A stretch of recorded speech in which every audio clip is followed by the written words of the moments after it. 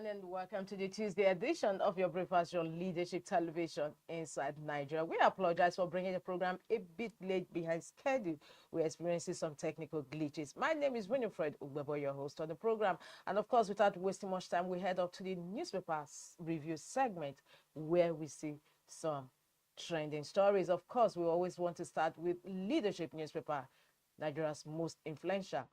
We have three stories gracing the cover of Leadership this Tuesday, December 16. And of course, we've mobilized all military assets to crush security threats coming from President Bola Tinubu.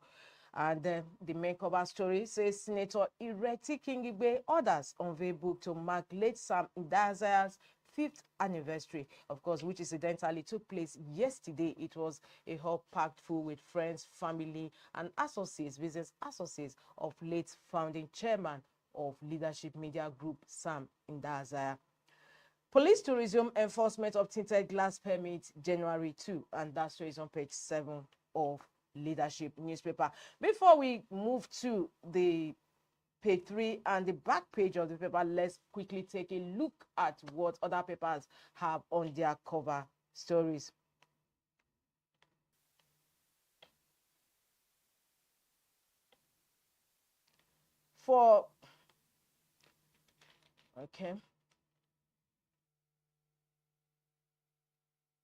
This day newspaper on our lineup, and of course for this day newspaper, it says Tinubu, we are mobilizing all military assets against threats. Procures mine-resistant vehicles, new armored fleet for armed forces. Supreme Court President not empowered by Constitution to suspend governors, legislators. Supreme Court President not empowered by Constitution to suspend governors, legislators. This is what, although this is a cover story, one of the cover stories today, this Tuesday, doesn't tally with what other papers reported yesterday. Other papers reported that the Supreme Court actually affirmed President Bola Tinubu's removal of Similaye Fubara as a governor when he declared state of emergency in Rivers State. President Buhari thought Nigerians that being in public office is trust, not windfall. And lastly, on the cover of this day, federal government charts new path to tackle rising debt, mobilizes mass savings. We move to the next paper we have on our lineup, and that is Vanguard. Vanguard says year-end festivities push inflation to 4-month high. Year-end festivities push inflation to 4-month high. Of course, it's to be expected because of this last-minute rush to procure goods and services for the Yuletide celebration. Month-on-month food inflation rises to 1.13% in November. Headline inflation climbs to 1.22%. Year-on-year headline inflation continues decline to 14.45%. Tinubu's reforms helped Nigeria beat 2025 inflation target coming from presidency. These are kickers to the leading story on today's Vanguard newspaper. Year-end festivities push inflation to 4-month high. We have the picture and, of course, the story of a book launch on President Buhari, late President Buhari, on the cover yesterday.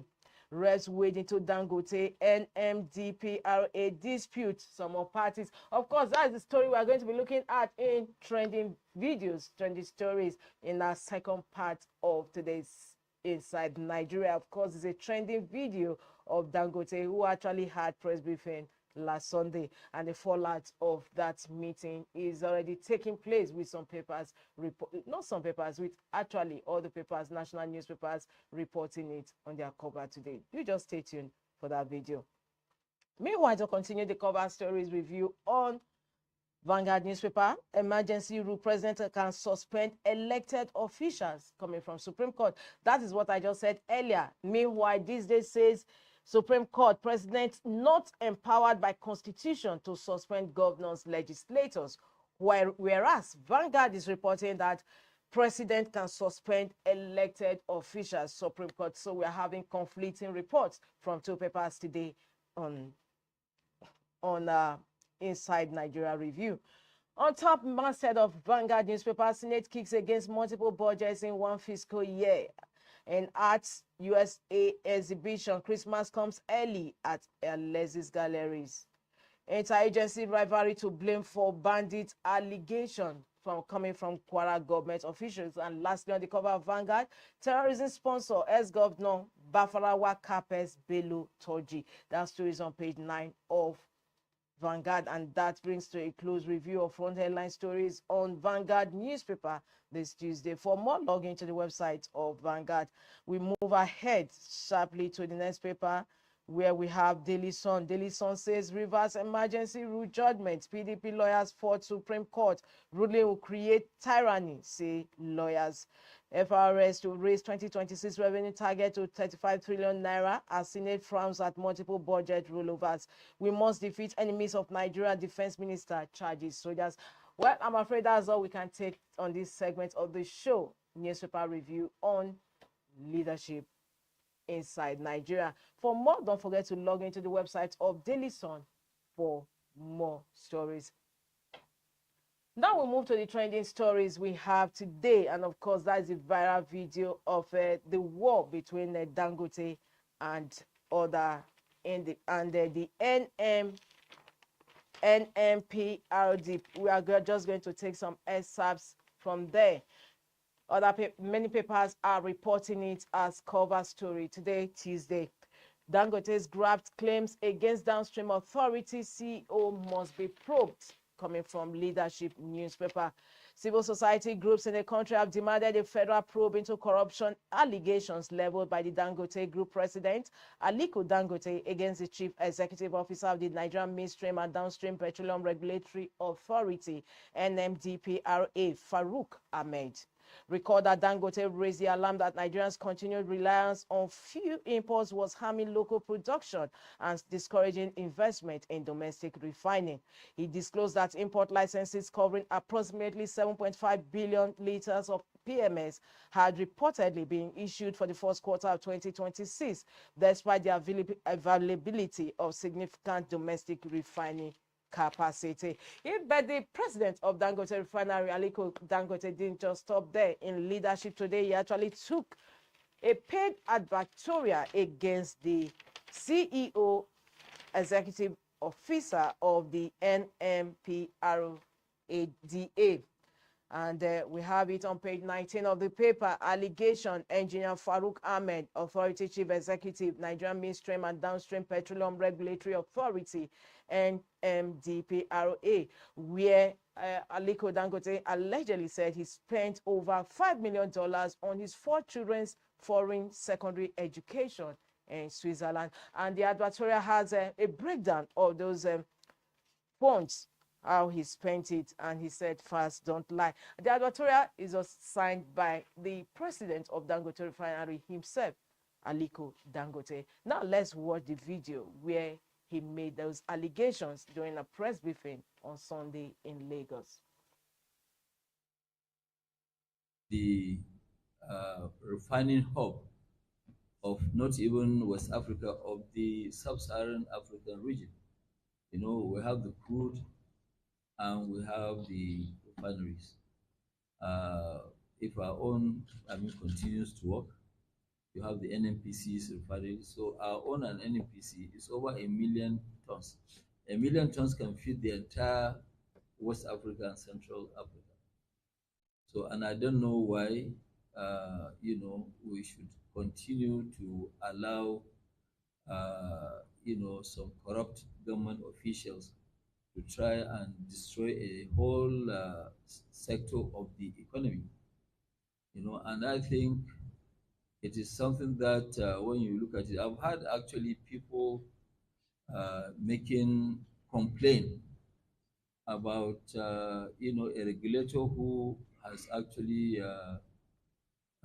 put his children in secondary school.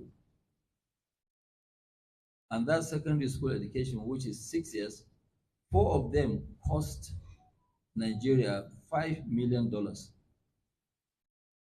I mean, you cannot imagine somebody paying $5 million for educating 5 children. Even my own children, they didn't go to those schools. My children went to Nigerian secondary school. They didn't go outside Nigeria to attend to secondary school. I don't know about your children, Tony, but mine, they, yes. So, and this is a system that, some of us, because you know what, we're taxpayers. When people are complaining, we also complain, because the issue is that, yes, when I pay tax, I want to see that my money is being put to use, not to be stolen. But today, as we speak, the uh, uh, um, S, I don't know what is that is the authority chief executive, Malam Farouk has 4 of his children that he educated in Switzerland at the cost of $5 million for their secondary school education alone, not university. And I know that one of them just finished Harvard. So I want to now see what kind of system are we operating that people are now busy destroying a country, taking money from the government. Because when you look at his income does not match paying this kind of fees. I think even if it's me paying $5 million for 6 years for my 4 children, the taxman has to look at my taxes, how much I paid. And really, this sort of thing, we're not going to allow it to continue. We'll take it up to the highest authority so that they will look at it. People who have done something wrong must be prosecuted. It must be prosecuted, because there is actually no way where somebody will now come. I mean, today, from where he comes from, Sokoto, people are struggling to pay 100,000 naira for school fees of secondary school. And a lot of children are at home, not going to school because of 100,000 naira. Tony, can you pay this fee? Why, Tony? No, I'm asking now. Can you? I can't. Okay, so if you cannot afford, I cannot understand why somebody who has worked all his life. Yes, I'm afraid. Well, welcome back. I'm afraid that's where how much we can take on today's program inside Nigeria. And it's on that note we draw the curtain on today's program. My name is Winifred Ubebo. Thanks for joining us. I look forward to having you same time, same station for another fresh edition of the program. Thank you. Thank you for watching. For sponsorship and advert placements, please contact 080-3688-6158. Last Word Leadership Podcast Studio. You have the last word.